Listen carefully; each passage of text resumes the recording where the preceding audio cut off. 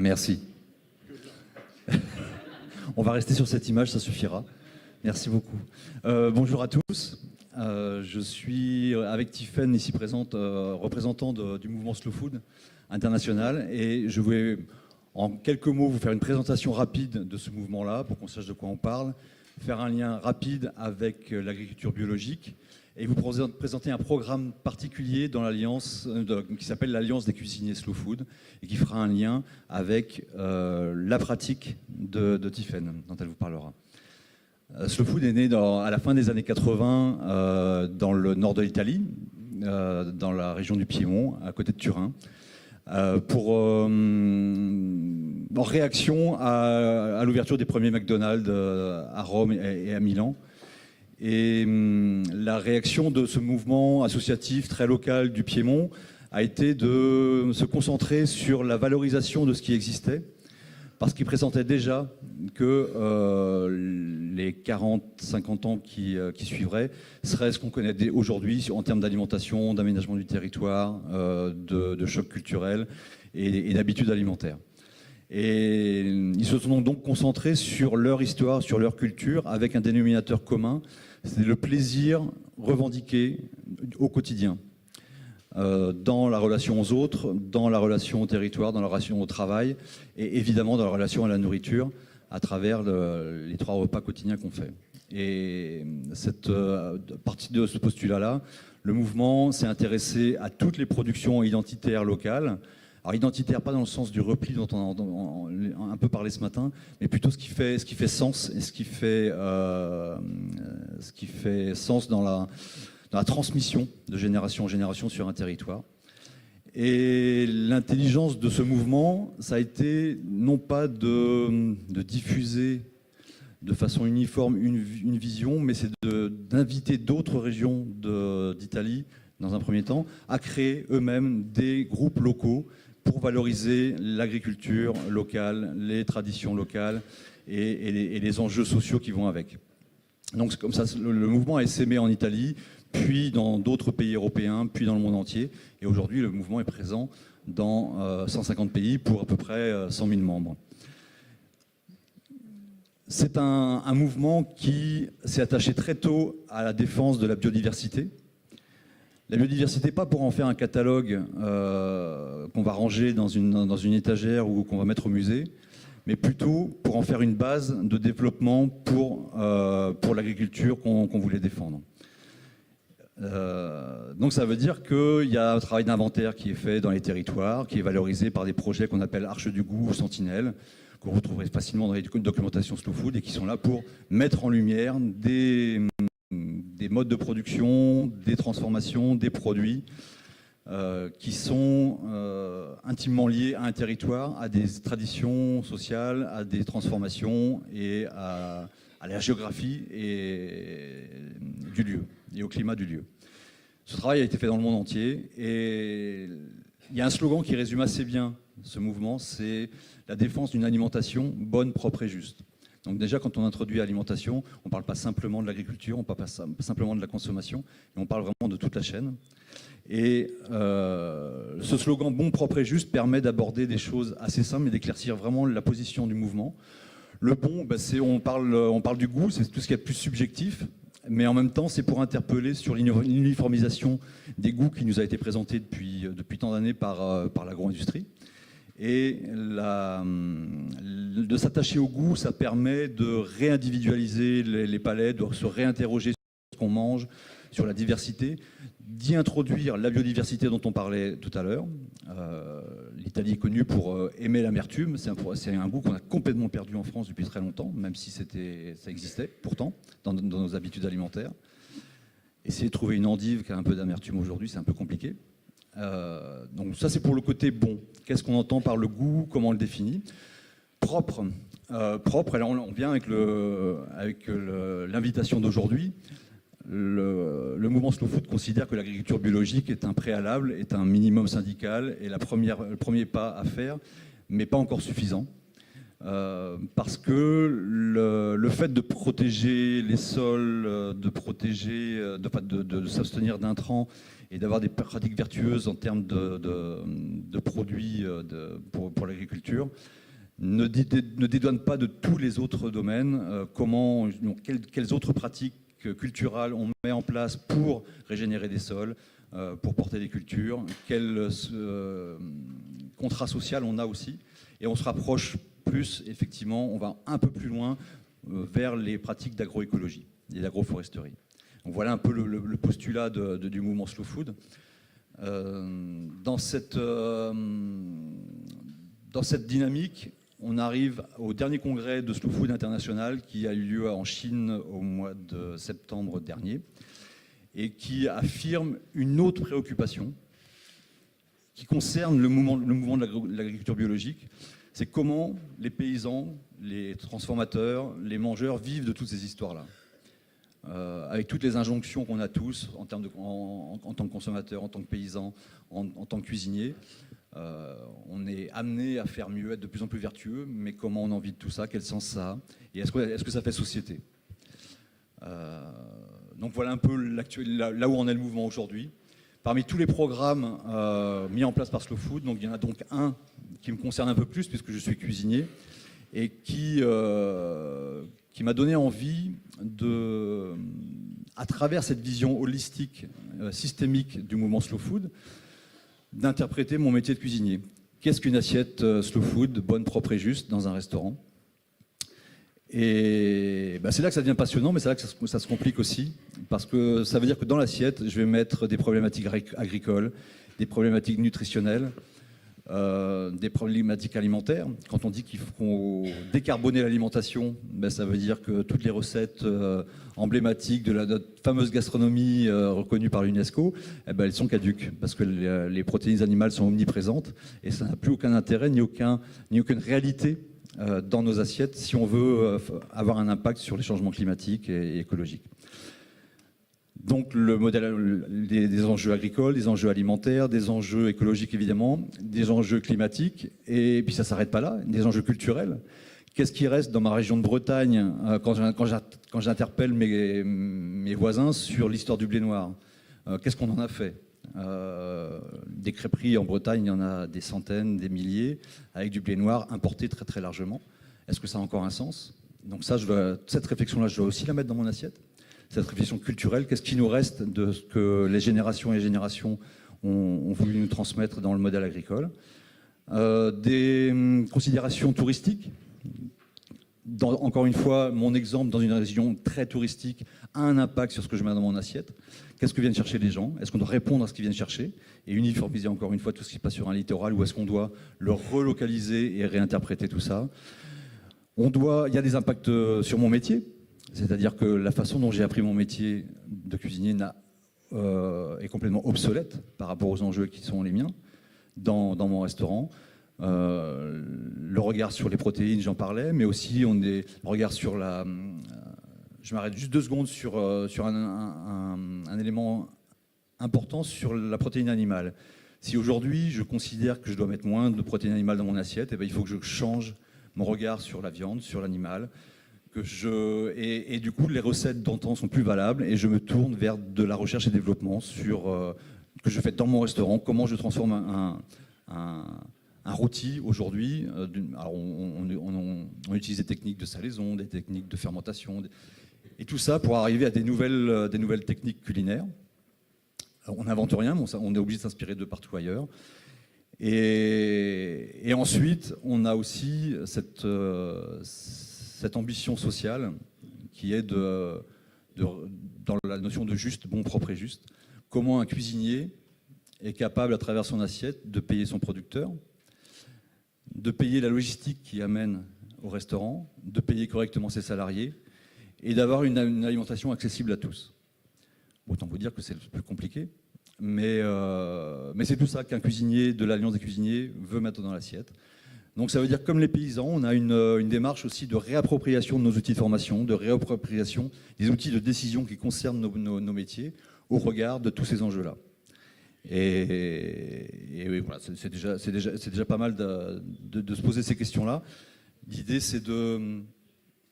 Le pour tous est plus important. Longtemps, Slow Food a travaillé sur des produits emblématiques, mais qui pouvaient être plutôt haut de gamme. Là, quand on commence à se poser la question de savoir qui a le droit de manger bon, propre et juste, ça devient un peu plus compliqué. Ça oblige à repenser, avec des gens comme Tiffaine, la façon dont on peut créer une nouvelle économie et comment, je l'ai entendu ce matin, comment les villes investissent dans ces nouvelles réflexions pour les rendre durables et viables et accessibles à tous.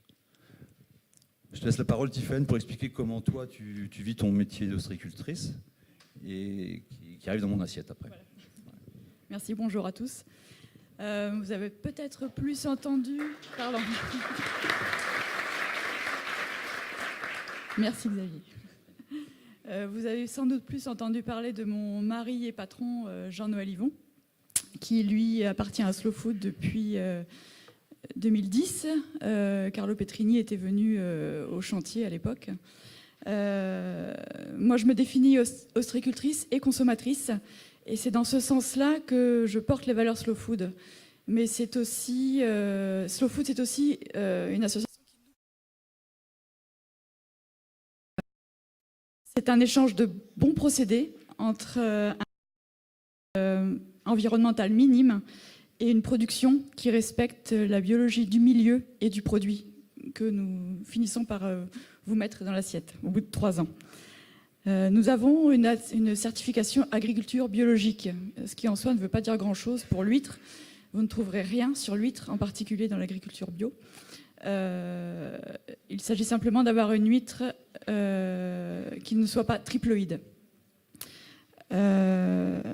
Donc cette certification biologique nous paraît totalement insuffisante et nous pensons que le bio doit aller au-delà, avec la conscience nette que toutes les rivières mènent à la mer.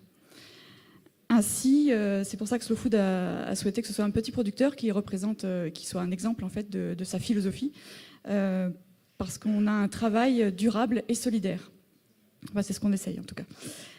L'ostréiculture, elle existe toujours dans un bassin versant, à la rencontre des eaux douces venues de la terre et des eaux salées venues de la mer. C'est à cet endroit-là, de confluence d'eau douce et d'eau salée, que se naît le plancton. Le plancton, c'est à la fois la nourriture de l'huître, la seule nourriture de l'huître, et c'est aussi le tout début de la chaîne alimentaire. Sans plancton, pas de vie sur Terre. Le territoire donc, sur lequel nous vivons et duquel nous vivons demande donc une concertation des différents acteurs que sont les agriculteurs, les ostréiculteurs, mais aussi tous les acteurs du tourisme dont parlait Xavier tout à l'heure, parce que nous sommes en Bretagne, et si vous êtes là aujourd'hui, c'est parce que vous n'êtes pas en vacances, sinon vous seriez en Bretagne. Et donc, dans le tourisme, il y a la plaisance, il y a la pêche, qu'elle soit à pied, qu'elle soit professionnelle ou pas, et il y a les activités nautiques, enfin, il y a des tas d'acteurs qui doivent cohabiter sur un même territoire. Il a fallu donc, j'habite dans un secteur assez particulier qui s'appelle la Ria d'Etel, hein, c'est dans le Morbihan, entre le Auray et l'Orient. C'est beaucoup plus connu que le golfe du Morbihan, donc c'est beaucoup mieux. Il y a eu, dans les années 90, à la fin des années 90, un travail de dialogue qui s'est... d'abord et un ostréiculteur. Donc mon ostréiculteur en question, c'était Jean-Noël Yvon. L'agriculteur, c'était celui qui allait devenir maire de la commune. Et tous les deux ont appris à parler un même langage, un même vocabulaire. Un exemple tout bête, quand tous les deux parlaient de phyto, il y en a un qui parlait de phytosanitaire et l'autre qui parlait de phytoplancton, ce qui n'a strictement rien à voir. Donc, à partir de ce dialogue-là, ils se sont mis en place des pratiques vertueuses. Parce que dans le territoire où nous vivons, il y a donc, par exemple, vous imaginez une petite presqu'île. Sur cette presqu'île, il y a des champs. Il faut imaginer ou des bêtes à pâturer. Ces bêtes-là, toutes les eaux venues de la terre vont descendre en mer et auront forcément un impact quand elles vont arriver en mer. Donc, il a été mis en place, par exemple, une pratique d'enherber.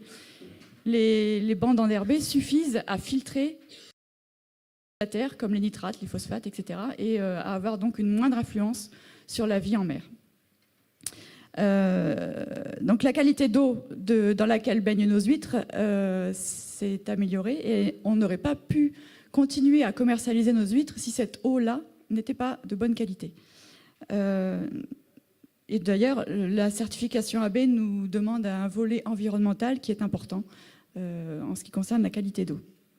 L'ostréiculteur a de fait, et par la réglementation, une obligation de résultat pour la bonne santé de tous les consommateurs. Sans ce dialogue mis en place par ce qui est devenu le comité de bassin versant, puis le syndicat mixte de la RIA d'Etel, donc, il n'y aurait non plus pas eu de maintien d'emploi pour pas mal de petites entreprises du bassin versant. En ce qui nous concerne, nous, on est devenu Sentinelle Slow Food vers 2010, grâce à une certification participative. Nos techniques de production suivent le rythme de la nature, la saisonnalité, l'adaptabilité, la patience aussi, qui font de nos huîtres qui sont nées en mer et non pas en écloserie, un produit témoin de l'environnement. Donc on est une sentinelle slow food. Sentinelle, c'est témoin.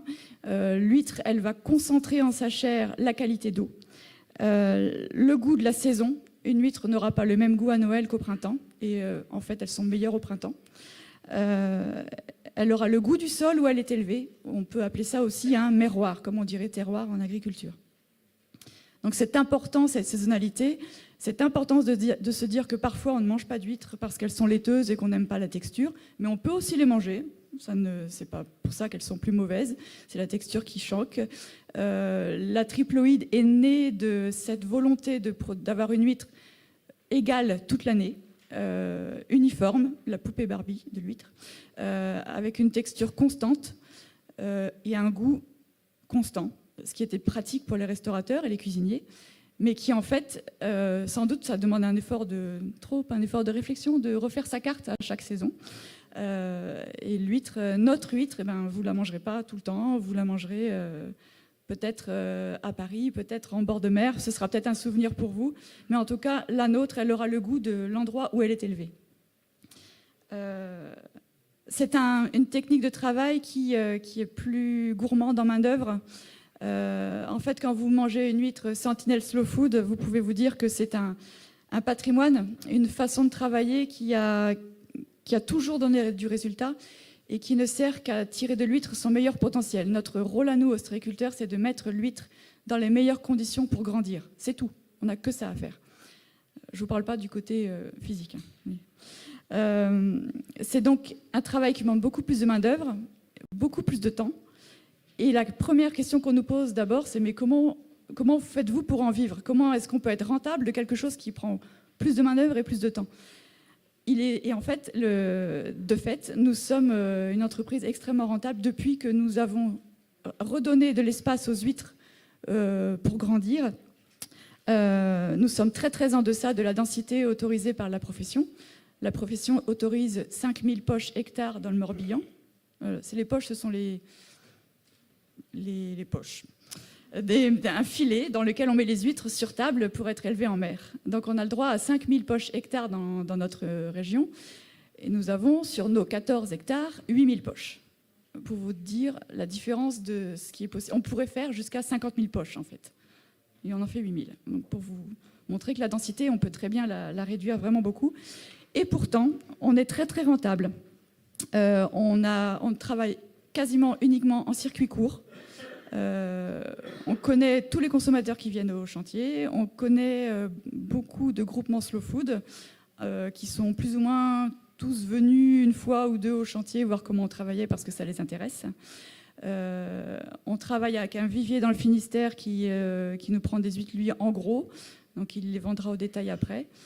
Et nous avons aussi 3 déplacements dans le Nord, Dunkerque, Marc-en-Barœul et Lille, où nous vendons ce qui pourrait être considéré comme toute une année de vente sur les marchés. Mais Jean-Noël a décidé que de travailler du 1er septembre au 30 mai, sans week-end, c'était fini. Voilà. Donc maintenant, on fait plus les marchés, c'est trop long. Voilà. Je peux juste vous demander de... Ouais, ça y est, c'est fini. Donc en fait, chaque consommateur pour nous a besoin de savoir ce qu'il mange. Il a envie de savoir ce qu'il mange. Cette question d'alimentation est une question de santé publique, une question sur l'avenir des paysans de la mer, des paysans de la terre, et aussi une question sur l'avenir de nos enfants. Et c'est pour ça qu'on est ici, c'est pour la transmission d'un savoir-faire et d'un savoir-être. Et c'est ce que Slow Food nous permet de faire. Voilà. Merci beaucoup.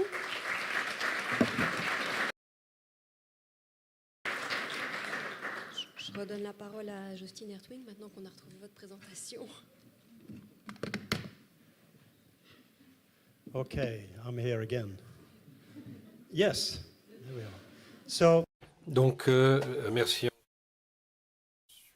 pour présenter l'initiative de réseau dont on a parlé aujourd'hui de la vision systémique, la communication à l'intérieur de la société bio, comment on communique entre la communauté bio et en dehors. Et donc, c'est un programme de système alimentaire biologique.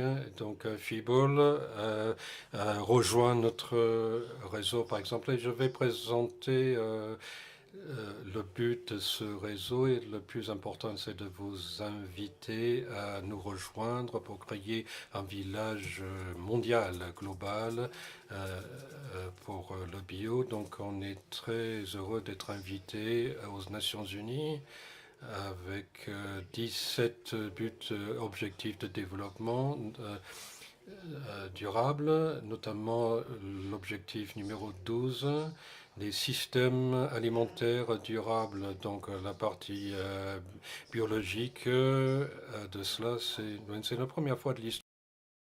Un projet intégral biologique au sein des Nations Unies. C'est un accomplissement, c'est une victoire d'avoir obtenu cela des Nations Unies. Donc, nous faisons partie de IFOAM Biologique 3.0, une des trois domaines de focalisation dans un système biologique. Donc, qu'est-ce que nous faisons? On conceptualise, c'est le nous qui est le plus important parce que bon, c'est à vous aussi de décider ce qu'on fait.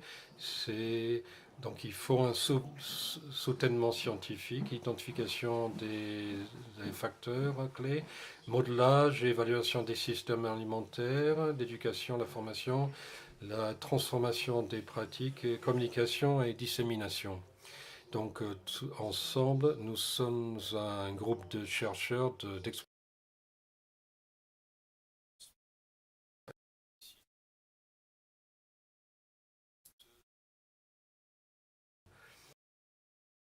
Donc, c'est ça que nous essayons de faire. On essaie d'installer une interaction au niveau local pour améliorer la transformation. Donc, vous voyez des couleurs très jolies. Et donc, dans votre mouvement Slow Food, dans d'autres mouvements, initiatives, ce qu'on essaie de faire, c'est ce qui suit. On essaie de conceptualiser comme ça. Donc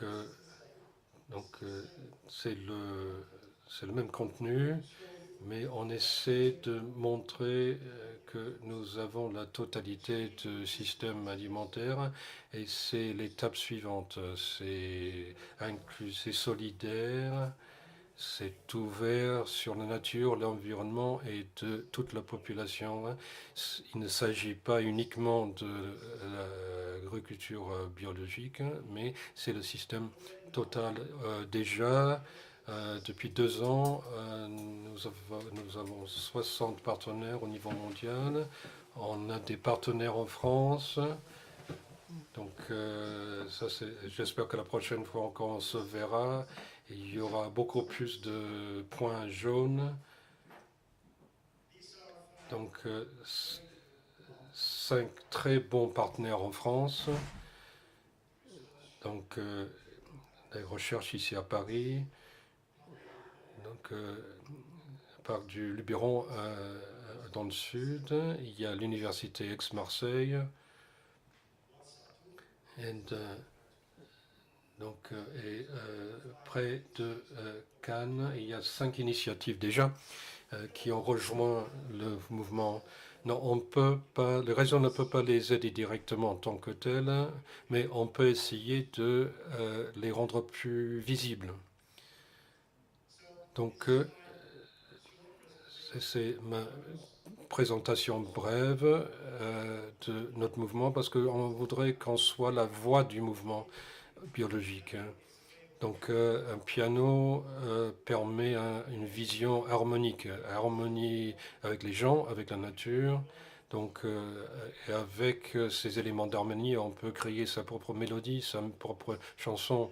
Mais au niveau local, c'est aux gens au niveau local de décider ce qu'ils font, mais ils peuvent se mettre en réseau avec les autres.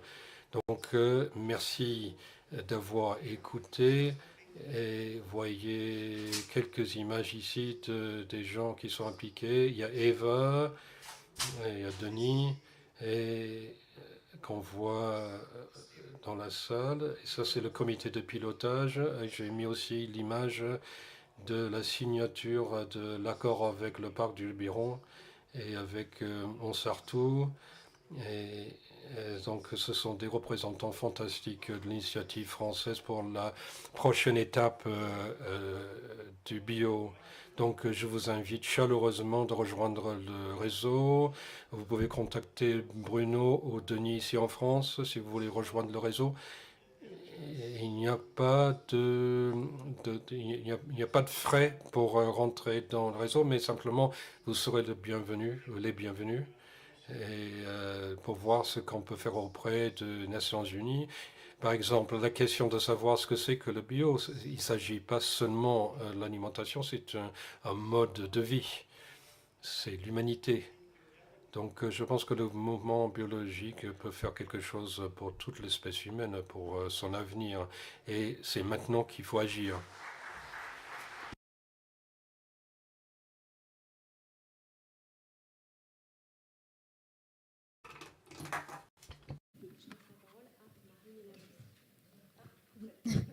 Bonjour. Alors, j'ai 3 casquettes. Je suis restauratrice depuis 11 ans avec mon enseigne vers midi. Restauratrice, donc c'est être responsable des achats, comme on vient d'en parler depuis ce matin. Je suis aussi en formation pour être éducatrice de santé en naturopathie, donc qui est la prévention pour éviter de tomber malade et de maintenir l'équilibre interne de notre organisme pour éviter de laisser place à la maladie. Et puis je fais également partie de l'association Bon pour le climat, que je vais vous expliquer un peu plus son action. Son action principale, c'est de limiter le changement climatique. Donc à travers notre assiette, en modifiant nos habitudes alimentaires.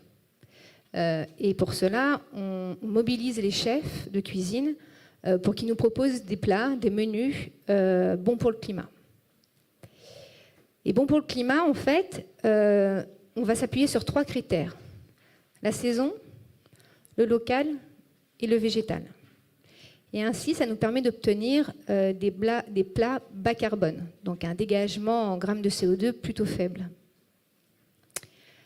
Sur le site, on peut avoir l'opportunité, grâce à l'éco-calculateur développé par Éco-Initiative, pour calculer en fait ces recettes pour voir l'impact au niveau de son empreinte carbone.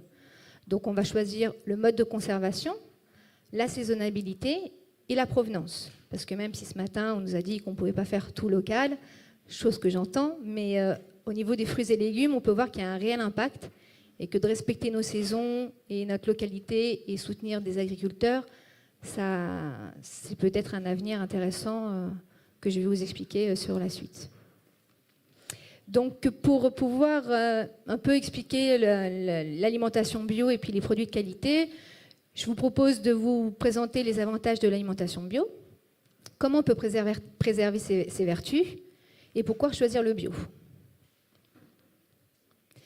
Donc en fait, dans l'alimentation bio, les plants, en fait, on peut se rendre compte que les racines sont beaucoup plus longues, contrairement aux plants conventionnels, ce qui va permettre d'aller puiser les nutriments qui se trouvent dans la terre. Donc les nutriments, ce sont les oligoéléments, les vitamines, les vitamines et les minéraux, qui en fait, la plante va puiser dans la terre. Et c'est à travers ces fameuses racines.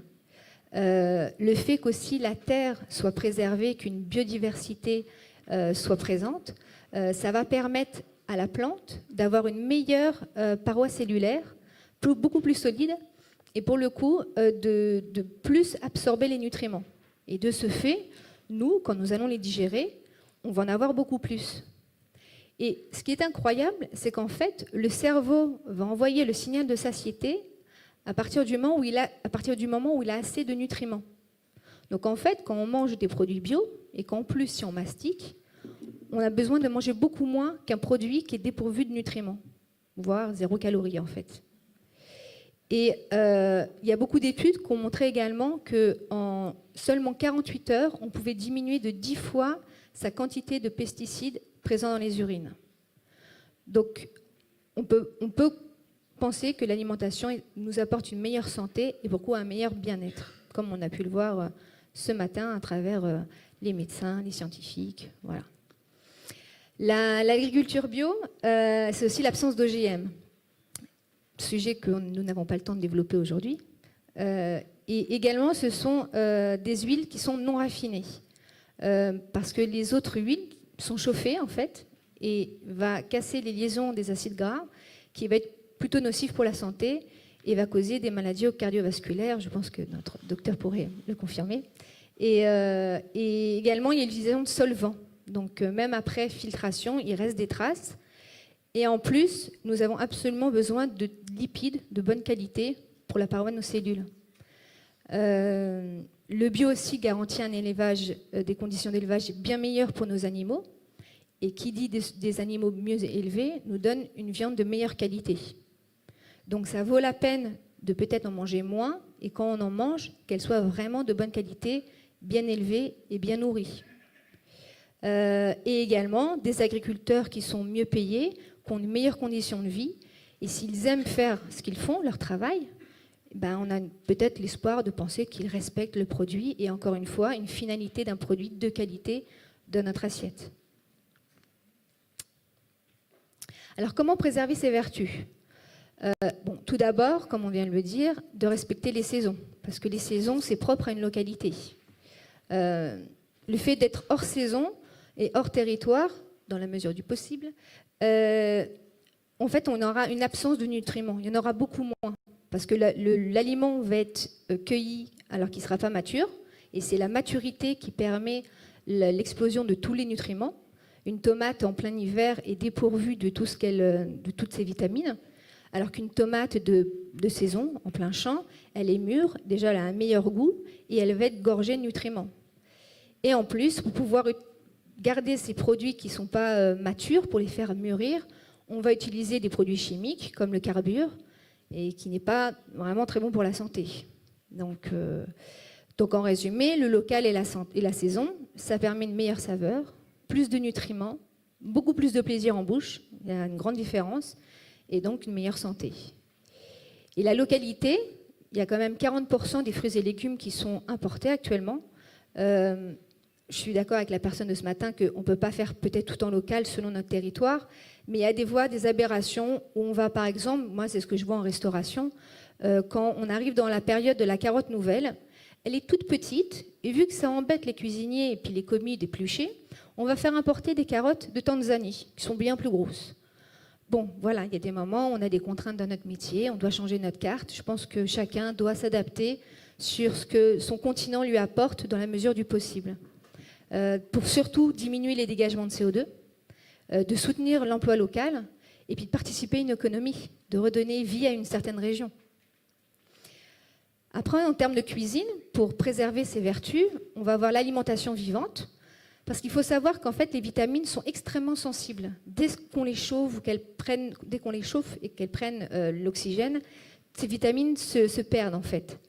Donc, le cru est la meilleure des conservations de ces vitamines. Il faut savoir aussi qu'une grande partie des vitamines se situe dans la peau. Donc, quand on mange des produits bio, on n'a pas besoin de les éplucher, ce qui nous permet de diminuer une partie des déchets. Et puis, il y a une autre façon aussi de préserver ces vitamines, encore une fois dans la mesure du possible, parce qu'en ville, c'est compliqué, c'est d'être le plus proche possible de la cueillette. Plus l'aliment et les fruits et légumes sont cueillis et que le temps passe, et plus il y a une perdition de ces vitamines et de ces nutriments. Quand un légume a perdu son eau, est un peu sec, c'est qu'il a perdu ses nutriments en fait. En termes de cuisson, il y a 4 techniques de cuisson qui permettent de conserver ces vertus. Vous allez avoir le wok, qui va être à température très forte, où en fait l'aliment il va juste être saisi et cru à l'intérieur. Donc c'est une cuisson rapide. On va avoir une cuisson à l'étouffée, qui va être mis à couvert et on va cuire très doucement, très longtemps l'aliment. On va également avoir la cuisine à la vapeur, sans dépasser les 100 degrés. Donc soit il y a des appareils, mais aussi avec une couscoussière à feu doux, on peut maintenir cette technique de vapeur. On n'est pas obligé de partir spécialement dans l'investissement. Parce que le fait de cuire un légume dans l'eau, on va en fait perdre encore ces vitamines qui vont partir dans l'eau. Donc si on cuit dans l'eau, il faudra mieux partir en version soupe pour pouvoir garder les nutriments qui sont tombés dans l'eau en fait. Et puis on a également en papillote, qui est une cuisson également à la vapeur, mais où on va envelopper l'aliment de papier sulfurisé. Je vous conseille d'éviter l'aluminium, parce qu'il se retrouve après dans l'aliment et donc après dans notre corps, sans parler aussi des problèmes environnementaux qu'il provoque lors de sa production. Voilà. Alors pourquoi choisir le bio, le local et le végétal? Parce qu'on en est maintenant à 30% d'empreinte carbone qui représente notre alimentation. On peut réellement faire quelque chose à travers notre alimentation. Parce qu'en fait, le réchauffement climatique, il a commencé et il a déjà provoqué l'élévation du niveau de la mer, la fonte de la banquise, on voit qu'on est en train de perdre les ours polaires de façon très rapide, difficulté de la production de problèmes de sécurité, augmentation de déplacement de la population, on a de plus en plus de réfugiés climatiques et l'ONU, je crois, prévoit 250 millions de réfugiés d'ici 2050, des conditions de vie extrêmement difficiles, et aggravation de la planète, et de la pauvreté et surtout des problèmes de santé. Alors comment réduire notre impact?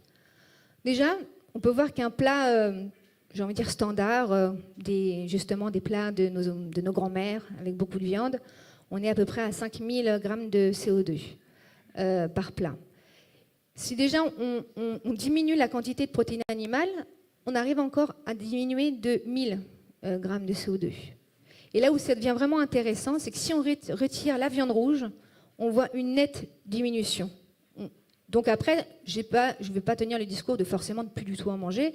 Chacun est libre de faire avec ses envies, ce qu'il ressent, mais de diminuer sa quantité, de le mettre de façon plus occasionnelle et moins en proportion énorme dans son assiette, d'avoir une représentation de un tiers, quelque chose comme ça, et non représenter les 3/4. Déjà, il aura un impact direct sur son environnement. Donc après, pareil, si on diminue et qu'on fait avec des produits locaux, on peut encore diminuer, jusqu'au plat végétarien. Pareil, je ne vais pas prôner d'être forcément végétarien, c'est propre à chacun, c'est des choix de vie. Mais de le faire de temps en temps, on n'a pas besoin systématiquement de manger des protéines animales.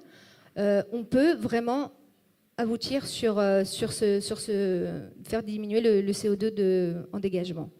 Et pour l'équilibre interne de notre organisme, l'idéal est quand même d'avoir au moins une présence de 50% de légumes dans notre assiette et un tiers de céréales et puis un tiers de protéines animales si on le désire. Et en plus, ça permet de ne pas forcément avoir une impression d'avoir augmenté son budget en passant à l'alimentation bio. L'équivalence, le fait de baisser la protéine animale peut permettre de laisser place à l'alimentation bio sans aucun problème. Alors, Bon pour le climat est aussi présent au Maroc. Justement, le chef Moa devait être présent aujourd'hui, mais il n'a pas pu, donc je l'ai remplacé au pied levé. Donc, grâce à la coopération allemande pour la COP 22, Bon pour le climat a été présent. Et actuellement, il y a 56 chefs qui se sont engagés à faire des plats bons pour le climat. Et on s'est rendu compte que vraiment les chefs marocains étaient très très engagés, beaucoup plus que les chefs français. Et on s'est rendu compte qu'en fait, eux vivent directement les problèmes climatiques, les problèmes de sécheresse. Et forcément, ça les implique à agir plus rapidement que nous, où nous ne voyons pas forcément en direct les impacts sur la planète. Donc pour conclure, le bio respecte l'équilibre de la planète, que l'alimentation bio participe à notre équilibre interne pour maintenir notre santé et qu'il est vraiment urgent de mettre plus de végétal dans notre assiette, de respecter les saisons, de manger local et bio. Voilà. Aussi, que j'ai encore une slide, que si vous avez voulez plus d'infos sur justement les liens de l'assiette sur notre planète, Jean-Luc Fessard, le président de l'association, et Yves Lers ont écrit « Ça chauffe dans nos assiettes », qui est très complet justement en termes de chiffres et en termes d'impact, et également des solutions, des possibilités de voir les choses autrement. Et Bon pour le climat aussi, en octobre, aura un colloque sur la consommation d'eau. Donc pour ceux que ça intéresse, n'hésitez pas à aller sur le site pour avoir plus d'informations. Voilà.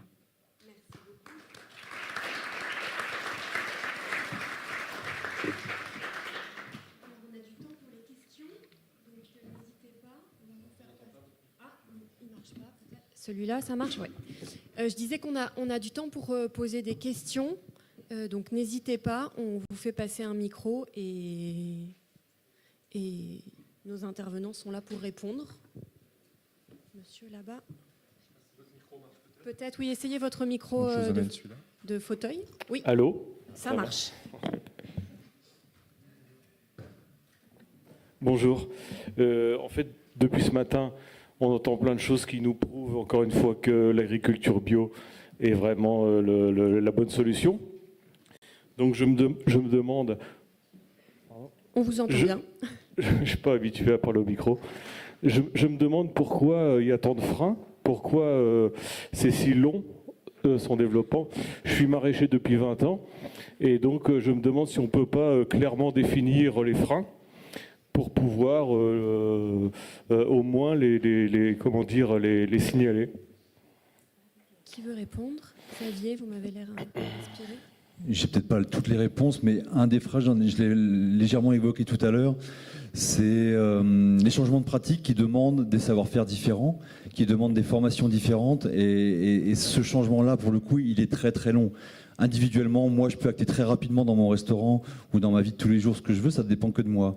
Quand on commence à mettre un système qui doit changer très rapidement les modules de formation, les encadrements de métiers, et les encadrements d'investissement ou matériel, c'est beaucoup plus long. Oui. Je pensais quelque chose de plus précis. En fait, c'était plutôt quels étaient les gens ou les organisations ou les entreprises qui mettaient des freins au développement de l'agriculture biologique. Et dans mon esprit, pour pouvoir à terme faire un peu la même chose que balance ton porc, mais balance ton pollueur. C'est vrai que c'est parfois assez énervant de devoir prouver chaque jour qu'on fait bien quand la majorité des confrères font n'importe quoi et n'importe comment et ne peuvent pas pouvoir se différencier, effectivement. Oui, puis tous ceux qui ont intérêt aux chimiques. Donc, voilà. Justine, vous vouliez compléter sur les freins. Yeah. Well, je crois que nous avons peur de mentir et nous avons peur de regarder quelquefois les choses en face, c'est-à-dire de dire qu'il faut vraiment changer de paradigme. Et je crois que c'est un petit peu... nous avons peur plutôt, non pas de mentir, que dis-je, mais nous avons peur de se lancer, comme les gens qui ont peur de prendre l'avion. Puis donc des intervenants sur la cuisine moléculaire et sur son lien avec le bio, si c'est incompatible ou pas.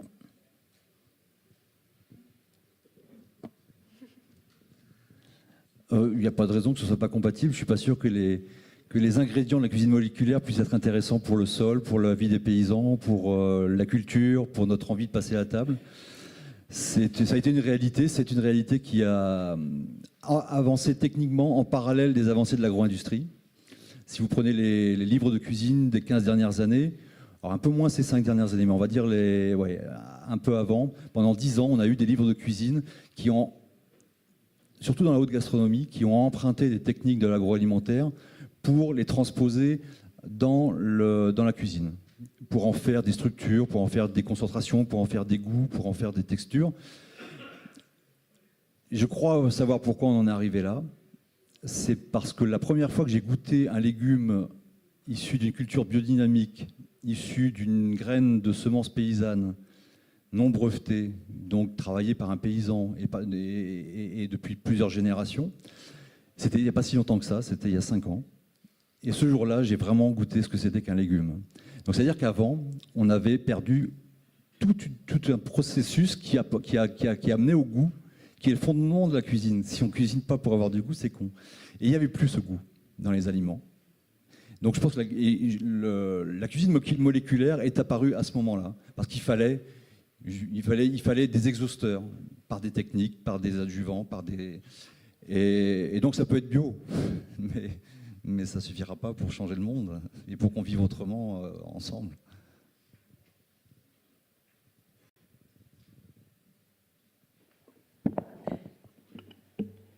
Oui, je voulais intervenir par rapport justement à la bio et aux aides de la bio, puisque la France vient de baisser les aides à la reconversion, donc c'est un gros problème, et les aides au maintien. Donc il y a les instances politiques qui sont en train de quitter la bio et de plus assumer le transfert des conventionnels à la bio, puisque la période de transition est vraiment très difficile quand on est en conventionnel pour passer en bio. Je parle pour mes collègues, moi je suis bio depuis des années. Et du coup, maintenant, c'est un gros frein au niveau de la France. Là, il va y avoir des catastrophes financières sur certaines exploitations, puisque le gouvernement actuel a quand même mis une forme rétroactive de ces baisses des aides jusqu'à 2015, depuis 2015. Donc, il y a des paysans qui ont eu des aides court terme des banques en attendant que les aides soient versées, et les aides ne vont pas être versées. Bon, elles vont être versées, mais à minima, pas du tout ce qui était prévu. Et dans l'avenir, moi j'avais une réunion en Bourgogne il y a 2 jours, à Plombières-et-Dijon, à côté de Dijon. Et là, on nous annonçait des plafonds qui sont extrêmement bas, surtout pour les gens qui sont en céréales ou en élevage ou en lait. Ça ne concerne pas les maraîchers comme mon voisin de derrière, mais ça va être un réel problème. Donc là, il y a quand même quelque chose qui est inquiétant, et d'autant plus que je ne considère pas personnellement les aides à la bio comme une aide, puisque c'est quand même, je dirais plutôt que c'est un investissement pour éviter la pollution de l'eau, notamment, et de nos captages. Donc il faudrait peut-être plus considérer quand même ces aides comme des investissements pour moins polluer. Parce que autrement, on va rentrer dans un système d'aide perpétuelle, je ne sais pas ce qu'il faut faire. C'est aider les gens à repasser en bio, et que le bénéfice soit que les eaux et tout sera moins pollué. Il y a un exemple qui existe, qui est de la ville de Munich en Allemagne, qui a mis tous ces bassins versants en bio, qui a financé pour installer les bio, et qui maintenant est bénéficiaire par rapport au traitement de l'eau. Voilà, c'est une information que je voulais donner. Merci. Je ne sais pas si vous vouliez... Non. Il y a une autre question, monsieur, tout au fond.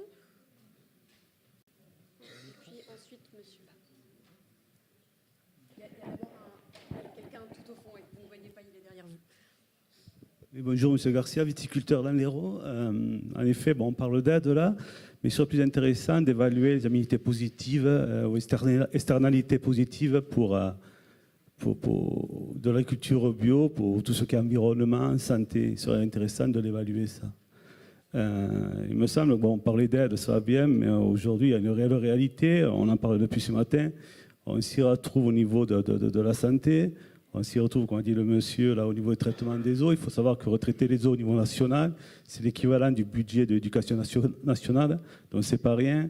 Le consommateur est preneur de ces produits, et c'est là où on a une lutte ensemble à faire, mettre en place production et consommateur pour dire au pouvoir public, on a besoin de soutien, c'est très important. Si on veut booster cette culture bio, il va falloir qu'il y ait un soutien des citoyens. Ensuite, quand on parlait de pourquoi cette faible dynamique au niveau de la production bio, en effet, il faut plus de technologie, il faut plus de technique, plus d'accompagnement. Il faut du temps, il faut que les gens s'y préparent. Il y a 2-3 générations, on ne peut pas changer ce qui s'est fait depuis 2 ou 3 générations en l'espace de 3-4 ans. Ce n'est pas possible. Moi, en tant que producteur, j'ai quand même mis quasiment 10 ans pour basculer toute mon exploitation en bio. Il a fallu se former, il a fallu trouver la main-d'œuvre aussi. C'est une grosse problématique chez nous aussi, au niveau national. La main-d'œuvre, comment on s'organise pour recruter des gens, c'est pas rien. Donc là, il y a du travail, et c'est avec les consommateurs, c'est avec les pouvoirs publics et les agriculteurs qu'on y arrivera ensemble. Voilà. Justement, merci monsieur. Tiphaine, vous, est-ce que vous avez... vous disiez, sur votre exploitation, oui, ça, et puis le fait que vous disiez que vous êtes rentable aujourd'hui, combien de temps ça vous a pris? Est-ce que vous avez... C'est toujours simple, été bio ou comment ça s'est fait votre conversion? Bio, déjà, il faudrait définir ce que c'est le bio. Une huître ne peut pas être élevée avec des intrants chimiques, donc on ne peut pas comparer ça avec l'agriculture. Il n'y a pas d'antibiotiques pour soigner une huître non plus, on ne peut pas comparer ça non plus. Une huître, soit elle vit, soit elle meurt. En 2008, il y a eu, suite à des pratiques d'élevage intensive, ce qu'on a appelé les mortalités. L'exploitation a perdu entre 70 et 90% de ces jeunes huîtres sur tout le littoral français, hein, que ce soit à l'ouest, au sud, à l'est, etc. C'est à ce moment-là que nous, dans notre entreprise, on a fait un audit pour réduire la dette à zéro et on est reparti sur des pratiques de temps. Déjà, il y a eu Jean-Noël a bossé tout seul pendant plusieurs années, juste à prendre quelques saisonniers au moment de Noël et de l'emballage. Il ne s'est pas payé, il ne s'est pas versé de salaire, mais ça a été longtemps comme ça, même avant, de toute façon, même avant les mortalités. Et il a repris les pratiques des anciens, tout simplement en laissant faire la nature, en l'accompagnant et non pas en la contraignant. La baisse des densités, comme on l'a appliqué, a permis que maintenant, nous n'avons de toute façon aucune mortalité sur les huîtres adultes, ce qui n'est pas le cas de toutes les exploitations. Il y a des façons... Oui, c'est une entreprise rentable parce que nous sommes en contact direct, nous n'avons pas d'intermédiaire en fait, entre nous et le consommateur. Tout passe au téléphone, Internet, ça se fait comme ça. Yeah. Maybe I can give... Peut-être une petite suggestion concernant les externalités. Comment mesurons-nous le coût de l'alimentation? Moi, j'ai étudié la question. Hein, c'est ce qu'on appelle la comptabilité en coûts réels. Quel est le coût réel de l'alimentation? Et là, c'est l'étape suivante du bio, c'est-à-dire qu'il faut qu'il y ait la traduction économique de tout cela. Il faut quitter, si vous voulez, le paradigme économique néoclassique et entrer dans un nouveau paradigme où l'on tient compte de la nature, de la culture, intégrer ces coûts cachés et la valeur que nous accordons d'un autre côté à la vie humaine. Donc, des deux côtés de l'équation. Monsieur, vous vouliez poser une question? Votre micro marche, parfait. Oui, Claude Jourdraine, membre du bureau de Bon pour le climat. Moi, ce que je voulais, en fait, je voulais intervenir sur les restaurants. En fait, on voit là maintenant que les magasins bio spécialisés se développent beaucoup. La grande distribution également va créer donc un certain nombre de magasins bio spécialisés. Bon, il y a de plus en plus en distribution. Par contre, les restaurants, pas du tout. Enfin, on n'en voit pas beaucoup. Et je pense en fait que le problème, ça va être derrière le coût en fait de la logistique pour se procurer en fait voilà des denrées. Voilà. Donc, qu'est-ce qu'on pourrait faire pour faire que la bio en restaurant se développe? Est-ce qu'il ne faudrait pas mettre tous les acteurs de la restauration, enfin les représentants, autour d'une table pour réfléchir, pour faire en sorte de trouver des solutions, mettre en place des modèles de contrats entre des restaurants, des magasins bio de proximité ou que sais-je, etc. Voilà, donc c'est une question que je pose. Je me permets de compléter votre remarque d'une expérience personnelle. Il n'y a pas longtemps, j'étais à Bruxelles, où ils sont, pour ce qui est des restaurants bio, assez en avance par rapport à Paris, j'ai l'impression. Et je me souviens en particulier d'un restaurant qui a un partenariat direct avec un producteur. Et donc, du coup, la carte était très réduite. Mais c'était en gros ce que le producteur avait dans son champ à ce moment-là. Donc, en effet, ça rejoint ce que vous disiez, Pierre, c'est que la carte, elle évolue presque d'une journée sur l'autre, quoi. Effectivement, il y a les pratiques dans le restaurant avec des cartes courtes qui changent souvent. Mais pour répondre à la question de l'approvisionnement, Bruxelles a une particularité, c'est qu'il y a encore beaucoup de place pour les plateformes logistiques de circuits courts. Donc, c'est-à-dire que le foncier est accessible pour ces activités-là. Et ils considèrent que la logistique n'est pas un coût, mais une valeur ajoutée à une chaîne vertueuse. Et de voir ça comme ça permet effectivement de considérer que cette logistique, si elle n'existe pas, si on ne la valorise pas, il n'y aura pas de lien et il n'y aura pas d'approvisionnement. Ça pose la problématique de ce qui se fait dans les grandes villes françaises, notamment à Paris. On est aujourd'hui avec l'Alliance des cuisiniers sur un projet de plateforme logistique pour être en direct du consommateur sur le quartier de Bercy.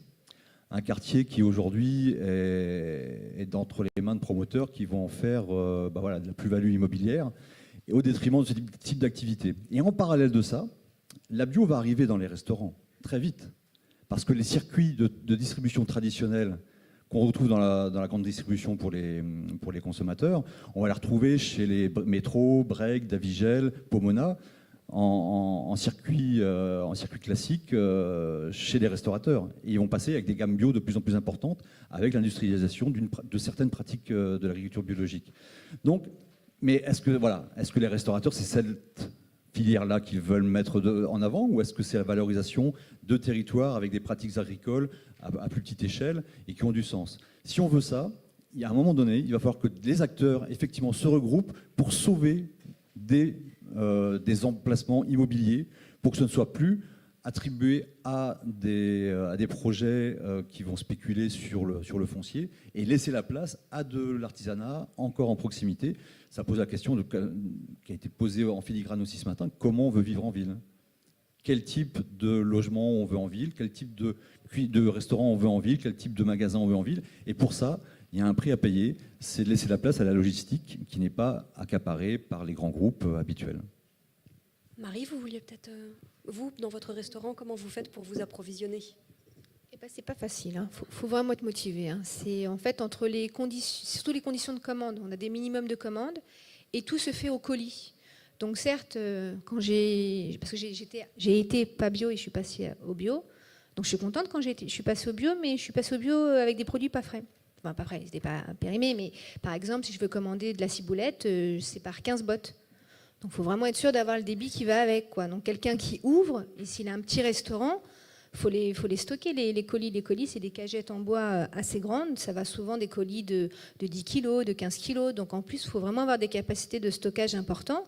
Et les emplacements à Paris coûtent cher. On n'est pas tous avec des grandes réserves. Et donc certains ne peuvent pas du tout être bio à cause de ça. Entre ces conditions d'achat, c'est strictement impossible. Et pour travailler directement avec les producteurs, c'est pas possible parce que eux, pour qu'ils livrent, à chaque fois rentrer dans Paris, avoir les embouteillages, toute la contrainte, voilà, ils peuvent pas avoir 50 000 métiers. Déjà, agriculteur, je pense que c'est un métier assez dur.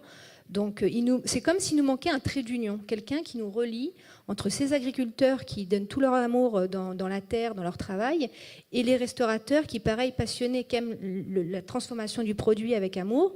Et là, il nous manque quelque chose. Moi, c'est ce que je ressens, quoi. Je travaille avec des fournisseurs bio, mais il n'y a pas le rapport humain. Pareil, si Davigel, Pomona s'y mettent, c'est pas ce que j'entends par bio. Dans le bio, il y a le respect de la vie, il y a l'échange, il y a les coutumes, il y a voilà. Et quand on est en pleine capitale à Paris, c'est pas facile, quoi. C'est très dur. Donc, en tout cas, il y a plein de choses à faire. Il y a un marché à prendre. Encore une question? Oui, j'ai encore une petite chose à dire, c'est qu'en fait, je suis maraîcher et je livre des restaurants à Paris. Donc, c'est un peu en lien avec ce que vous dites. Et en fait, j'en livre pas beaucoup parce que je suis une petite structure et on fait ça depuis 4-5 ans. Et en fait, on fait directement du producteur, donc nous, jusqu'au restaurateur. Et on a tous les deux fait des efforts pour y arriver. Et donc, il y a plusieurs systèmes, soit avec Chronopost pour Chronofood, qui existe depuis peu de temps pour les petits colis, ou sinon, on passe par des transporteurs qui font de chez nous en Normandie jusqu'intramuros, à des coûts qui sont à peu près de 50 centimes le kilo, pour vous dire. Et par contre, effectivement, c'est compliqué pour nous et c'est compliqué pour eux. Donc on a mis au point une façon de travailler qui fait que on connaît assez nos restaurateurs, enfin on les connaît bien, on sait à peu près ce qu'ils aiment travailler. Et nous, en fonction de ce qui est mûr et de ce qui est joli chez nous, on envoie ce qui est le colis de la semaine. Donc le restaurateur ne sait pas ce qu'il va recevoir, c'est nous qui envoyons en fonction de ce qui est arrivé, de ce qui est beau. Et donc on travaille avec 3 ou 4 restaurants, enfin 3 en ce moment et parfois 4, ça dépend des saisons. Et voilà, c'est ce qu'on fait et ça marche très très bien et tout le monde est content. Et par contre, ils ont investi, ils nous ont aidés au début, ils nous ont montré ce dont ils avaient besoin. Je veux dire, ils ont fait un beau travail pour arriver, et nous aussi, on a tous investi dans ce sens-là, pour éviter les intermédiaires, aller en direct, et on se connaît, on se fait confiance, et on prend tous les deux un petit risque, mais globalement, ça se passe bien, je pense que c'est... Mais il faut que le restaurateur aide un jeune à s'installer. Vous voyez, il y a toute une démarche à mettre au point, quoi.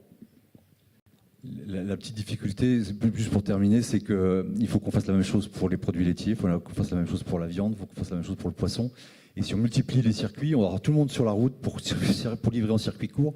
Et voilà, peut-être que on fait des regroupements. Je trouve que c'est l'exemple idéal, mais il faut l'élargir à tous les autres produits. Et peut-être effectivement, en arrivant sur Paris, avoir des lieux de regroupement pour diffuser sur le dernier kilomètre. Est-ce qu'il y a encore des questions?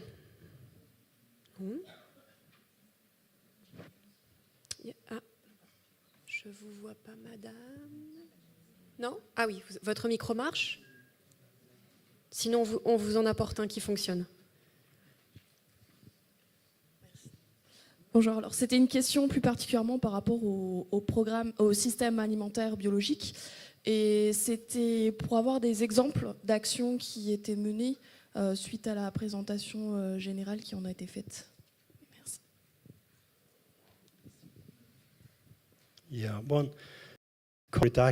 Donc, action concrète, c'est les programmes éducatifs pour les étudiants.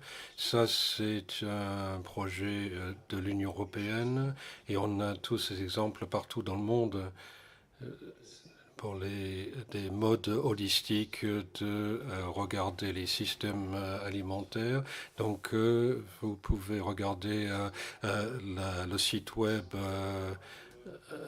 Il y a des exemples de comment on travaille avec une vision systémique.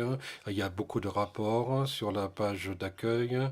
Et le plus important, c'est que oui, nous avons un accord de 5 ans avec l'ONU, avec 8 livrables concrets. Donc les 60 partenaires qui nous ont rejoints jusqu'ici ont participé, se sont engagés pour au moins un des livrables.